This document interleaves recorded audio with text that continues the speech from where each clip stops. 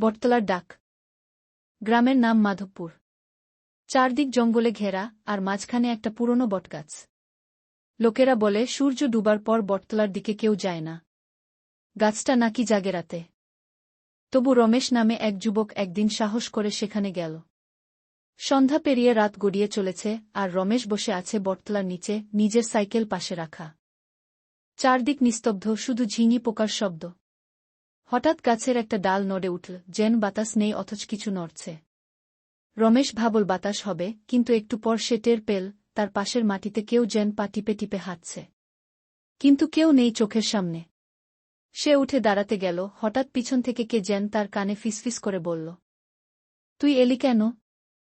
রমেশ পিছনে তাকাল, কেউ নেই। সে দৌড়াতে শুরু করল, কিন্তু আশ্চর্যের বিষয়, সাইকেলটা গাছের সঙ্গে এমনভাবে আটকে গেছে যেন কারো শক্ত হাতে ধরা। রমেশ টানাটানি করেও ছাড়াতে পারল না। তখনই আবার সেই কণ্ঠস্বর, গাছ ছেড়ে যা, না হলে তুইও থাকবি আমার সঙ্গে। সেই রাতে রমেশ বাড়ি ফিরতে পারেনি। সকালে লোকেরা বটতলার নিচে পেল এক জোড়া চপ্পল, পাশে রক্তমাখা মাটি, আর সাইকেলটা কাটা গাছে ঝুলেছিল উল্টে, যেন কেউ জোর করে ছুঁড়ে ফেলেছে। গায়ের বুড়োরা শুধু বলল, ও গাছ মানুষের নয়, যে যায় সে ফেরে না।